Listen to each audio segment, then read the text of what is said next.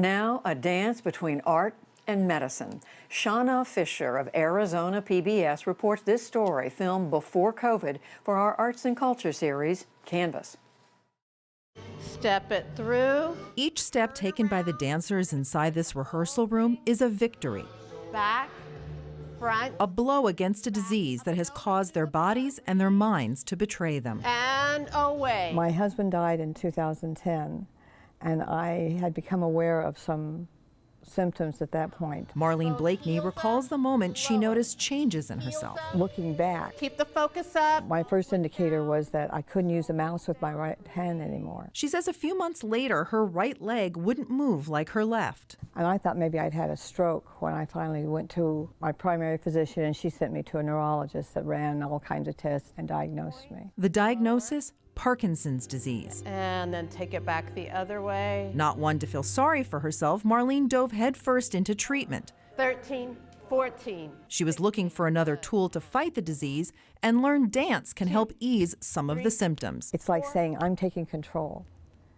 You know, I'm taking back this control from the Parkinson's. The class, which meets twice a week, also gives Marlene a chance to interact with other Parkinson's patients, High five. like Ed Coyoli. Good. For Ed, being back in a dance setting is bittersweet. I love dance and ballet in particular because my wife and I were dancers. Part of us have a junior ballet in Southern California called the San Gabriel Civic Ballet.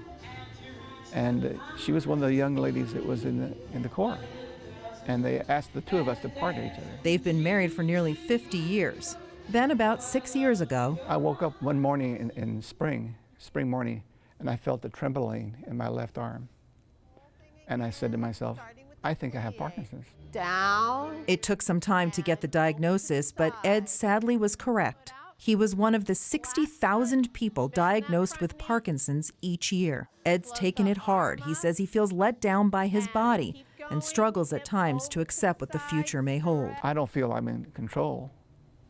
That's for sure. I know I can't do what I used to do, but I have a passion for it, and I'd rather do it this way as a dancer and a singer, because those are my two passions. So I'm using those to fight off or manage this disease. We're going to do a white. Debbie Berganza is a former ballerina who teaches the class. They've got to keep moving. That is one very, very important aspect of Parkinson's that they're finding out. It's just as important as the medication to keep moving. And in. Out and in. After a warm-up, Berganza launches into fairly complex routines that include dance exercises like arm movement and footwork. 5. Some of it's done while seated, Breathing out. others at the bar. We're going to brush front and back. All of it is to improve flexibility and strength.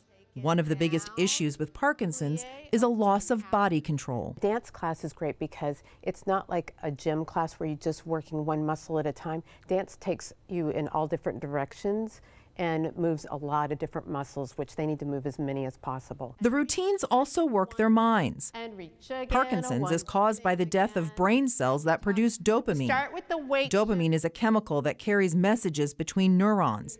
As the disease progresses, there's a struggle with memory loss and comprehension. Their brains are working like mad. They're processing. They understand everything that I'm asking them to do. Most of them have not taken a formal dance class. Their average age is 70. And here they are, they find themselves in a dance class. They're learning ballet terminology, which is in French. You know, I mean, it's throwing them into a completely different environment. Berganza's very proud of her students and hopeful. And switch. She takes their victories and setbacks personally. It's meaningful to me because my father had Parkinson's for over 20 years, so I'm very familiar with Parkinson's. About a year ago, her father passed away. Watching her students has helped her with her grief. The reward that I see every day is these people coming through class. What we achieve in the room is, to me, always icing on the cake. And it's a reciprocal relationship. Two-step, The students see this as the one place where they can forget they have Parkinson's Bring it in. and let go. 2. I would just say, if you have Parkinson's, I want you to stand up, This is our last put time. one foot in front of the other, and Stepping move forward. Turn. And I still believe that. Take a bow. You just have to keep going and not quit. And good job today. For the PBS NewsHour, I'm Shauna Fisher in Phoenix, Arizona. Let's hope they've been able to continue virtually during the pandemic.